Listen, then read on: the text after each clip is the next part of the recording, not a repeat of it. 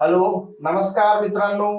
आज आपण पाहणार आहोत की नुकताच एमपीएससी न या वर्षीपासून डिस्क्रिप्टिव्ह पॅटर्न केलेला आहे. म्हणजे उत्तर लिहिण्याचा निबंध वजा पॅटर्न केलेला आहे.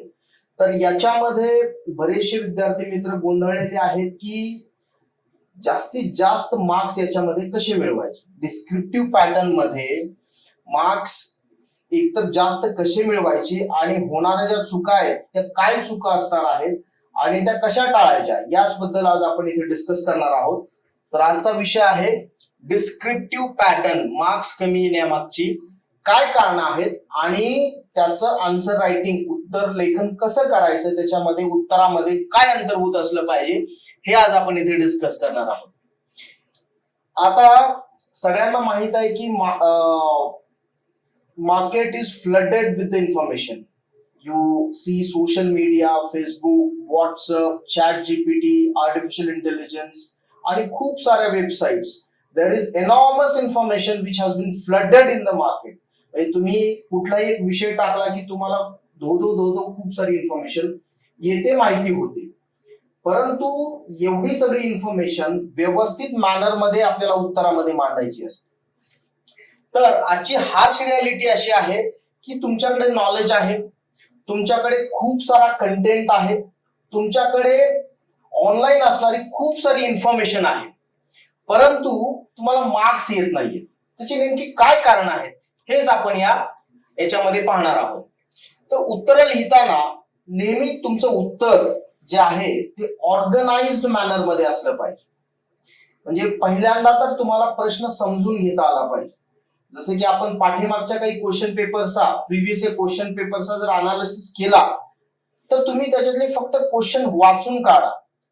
तुम्हाला क्वेश्चन्स वाचल्यानंतर काय लक्षात येईल, त्याच्यामध्ये लिहिलेलं असेल analyse, critically analyse, evaluate, enumerate, validate, substantiate, अशा अनेक पद्धतीची म्हणजे टीकात्मक परीक्षण करा, मूल्यमापन करा, अधोरेखित करा किंवा याची उजळणी करा किंवा याचा सारांश सांगा.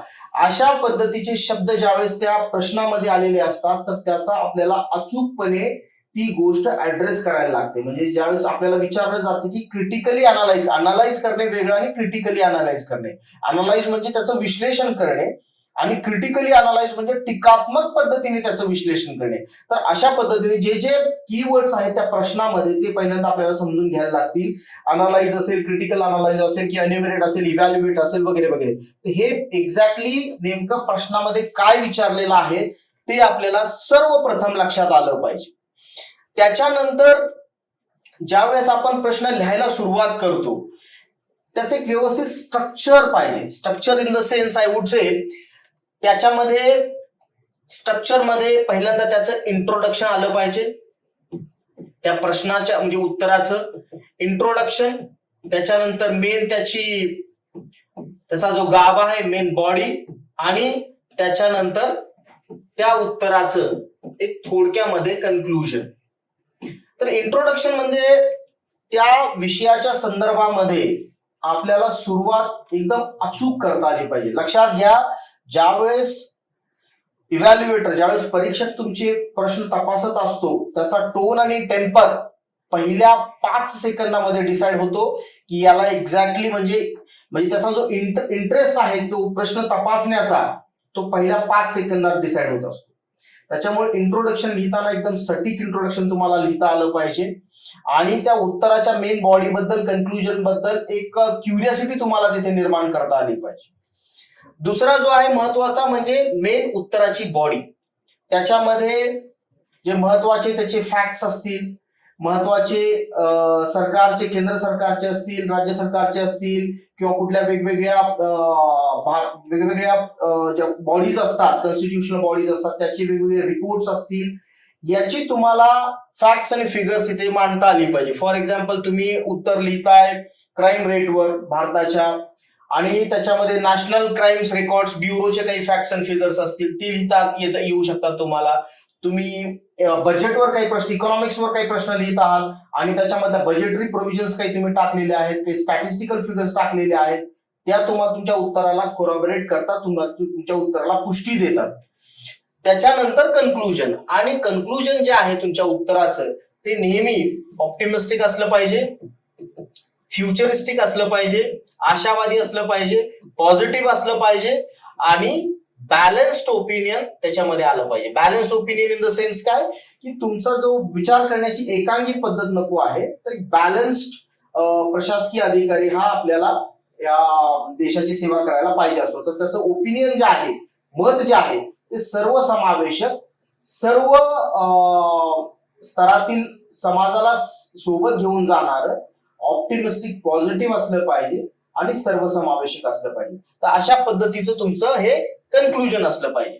म्हणजे त्या उत्तरामध्ये तुमची लॉजिकल फ्लो आला पाहिजे, क्लॅरिटीनं तुमच्या उत्तरामध्ये क्लॅरिटी असली पाहिजे, इझिली ते स्कॅन करता आलं पाहिजे. त्याच्यासाठी अंडरलाईन्स असतील, तुमच्या साईड नोट्स असतील किंवा महत्वाच्या फ्लो चार्ट, डायग्राम्स हे तुम्हाला तिथे काढता आलं पाहिजे, सो दॅट इव्हॅल्युएटरला ते पटकन स्कॅन करता येईल आणि रिलेव्हंट कीवर्ड्स तिथे तुम्हाला वापरता आले पाहिजे. फॉर एक्झाम्पल, आता आपण सध्या आपण पाहतोय जगामध्ये युनायटेड स्टेट्स ऑफ अमेरिका आणि इस्रायल या दोन्ही कंट्रीजनं they have started a joint operation which is being termed as the Roaring Lion. आता हा शब्द तुमच्या उत्तरामध्ये आला पाहिजे, Roaring Lion, joint operation by United States and Israel on Iran, and they have started bombarding the Iran country. त्यांच्या nuclear sites त्याच्यावर मिसाईलचा मारा केला जातोय वगैरे वगैरे वगैरे.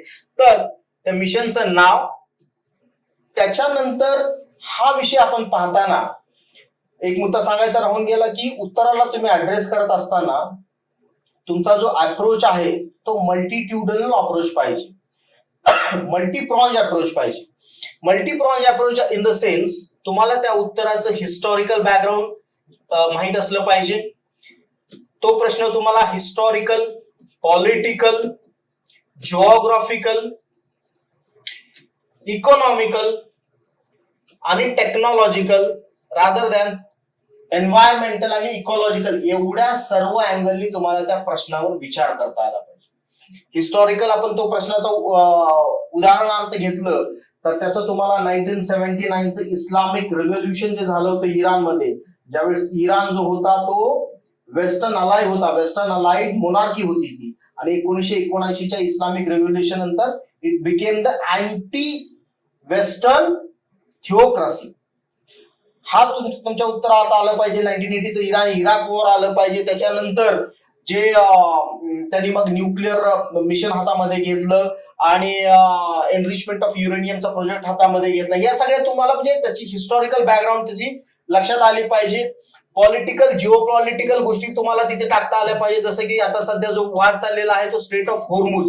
स्ट्रेट ऑफ होर्मुझ म्हणजे काय, म्हणजे तिथे त्या खाडीमधून जी अशी खाडी आहे तिथे सर्व जगातील तेल पुरवठा ज्या करणारी जी जहाजं आहेत या खाडीमधून जातात आणि याच्यावर पूर्ण कंट्रोल जो आहे तो इराणचा आहे. So from a geographical angle याची स्ट्रेट ऑफ होर्मुझ कुठे आहे आणि काय नेमकं होते ते तुम्हाला लक्षात आलं पाहिजे.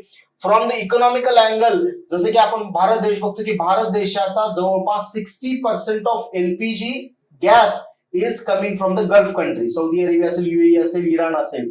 तर त्याच्यामध्ये भारताच्या इकॉनॉमिक्सवर कसा अफेक्ट होईल, फर्टिलायझर प्राइसेस कशा वाढतील, बाकीच्या डे टू डे दैनंदिन कशा प्राइसेस वाढतील हे तुम्हाला लक्षात आलं पाहिजे. एन्व्हायरमेंटल कन्सर्न्स लक्षात आले पाहिजे. आणि थोडक्यात काय की तुम्हाला तो विषय जो आहे तो मल्टीप्रॉन्ज्ड अप्रोचने तुम्हाला बघता आला पाहिजे आणि हे तुमच्या उत्तरामध्ये सगळं अंतर्भूत झालं पाहिजे विथ फॅक्ट्स, फिगर्स आणि जिथे जिथे शक्य असेल तिथे फ्लो चार्ट्स आणि डायग्राम्स. तर इंट्रोडक्शन चांगलं पाहिजे. Introduction sets your first impression, त्याच्यानंतर मेन बॉडी आणि then conclusion. So this is how तुम्हाला त्या उत्तरामध्ये, डिस्क्रिप्टिव्ह उत्तरामध्ये चांगले मार्क्स मिळतात. जसं मी तुम्हाला म्हटलं की इव्हॅल्युएटरचा पहिल्या 5 ते 7 सेकंदामध्येच त्याचा इंटरेस्ट डेव्हलप होत असतो. मग त्याला किती मार्क्स द्यायचे ते पहिल्या 5 ते 7 सेकंदामध्येच डिसाईड होत असतं, परंतु ते कन्फर्म कधी होतं ज्यावेळेस त्याचं ते बॉडी आणि कन्क्लुजन वाचलं जातं, त्याच्या अंडरलाईन्स, त्याच्या साईड नोट्स, त्याचे फ्लो चार्ट्स, डायग्राम्स कशा टाकलेत आणि किती मल्टीप्रॉन्ज्ड अप्रोचने तो उत्तर लिहिलेला आहे हे सर्व बघून त्याला फायनल उत्तर देणं फायनल त्याला मार्क्स देणं माइंड मध्ये परीक्षकाच्या ठरत असतं. तर पुन्हा तेच दीज आर द डायमेन्शन्स, की हे सर्व डायमेन्शन त्या उत्तरामध्ये असले पाहिजे. असं आपण एक इराण आणि आता इस्रायल युएसचा प्रश्न घेऊन आपण डिस्कस केले, तसे सर्व अंगाने आपल्याला ते प्रश्न हाताळता आला पाहिजे, पाहता आला पाहिजे. तर अगेन टू कन्क्लूड, हेच डिस्क्रिप्टिव्ह पॅटर्न मध्ये उत्तर कसं लिहायचं, तर याचंच कन्क्लुजन मी आता शेवटच्या याच्या समराईज करतो, की वेल ऑर्गनाइज स्ट्रक्चर त्याचं असलं पाहिजे, ऑर्गनाइज इंट्रोडक्शन पाहिजे, व्यवस्थित बॉडी त्याच्यामध्ये सगळा, त्याच्या गाभा, त्याच्या सगळा उत्तराचा सारांश त्याच्यामध्ये आला पाहिजे, कन्क्लुजन, त्याच्यानंतर स्ट्रॉंग इंट्रोडक्शन आपण डिस्कस केलं, लॉजिकल फ्लो उत्तरामध्ये, नैसर्गिक फ्लो तुमचा उत्तरामध्ये आला पाहिजे, म्हणजे त्याचे हिस्टॉरिकल सांगितलं गोष्टी, त्यानंतर मल्टीप्रॉन्ज्ड अप्रोचने ते विषय डिस्कस केलेला आहे. अशा पद्धतीनं तो लॉजिकली फ्लो उत्तरामध्ये दिसला पाहिजे. आणि सगळ्यात शेवटी कन्क्लुजन.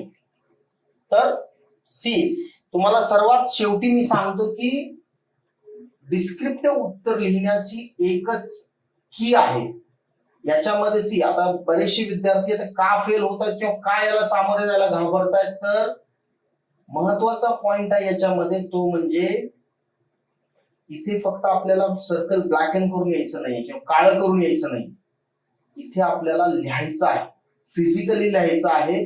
आणि फिजिकली लिहिणं म्हणजे लेबर आहे, त्याच्यात परिश्रम आहे. 3 तास बसून तुम्हाला तुमचा ब्रेन आणि तुमचा हात एका सिनर्जी मध्ये चालला पाहिजे, आणि त्याची प्रॅक्टिस करणं हे जिकरीचं काम आहे, त्रासदायक आहे, परिश्रमपूर्वक आहे.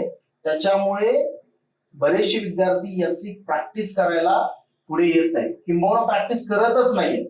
आणि अनलेस अनटिल जोपर्यंत तुम्ही याची बसून व्यवस्थित परिश्रमपूर्वक हाताने जोपर्यंत लिहून काढत नाही तोपर्यंत तुम्हाला हे मार्क्स येणार नाही. ज्या वेळेस तुम्ही लिहिताल त्यावेळेस तुम्हाला लक्षात येईल की मला इंट्रोडक्शन लिहिताना हे आठवलंच नाही, किंवा मी पहिल्यांदा वेगळेच पॉइंट्स लिहिले आणि नंतर वेगळेच पॉइंट्स लिहिले, म्हणजे ऑर्गनायझेशन ऑफ द आन्सर तुमच्या डोक्यात पटकन होत नाहीये.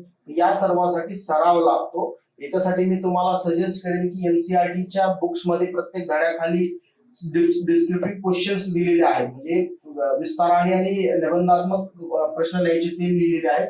त्या प्रश्नांचा तुम्ही जरूर बसून सराव करा, परिश्रम करा याच्यामध्ये. आणि आज ज्या लेक्चर मध्ये आपण ज्या बाबी डिस्कस केल्या ह्या तुम्ही त्या आचरणात आणा, पेपरवर उतरवा. देन ओनली तुम्हाला खूप चांगली याच्यावर कमांड येईल, तुम्हाला कॉन्फिडन्स डेव्हलप होईल. परंतु ते कधी, ज्यावेळेस तुम्ही परिश्रमपूर्वक ते उत्तर लिहून काढा, वारंवार प्रॅक्टिस करा.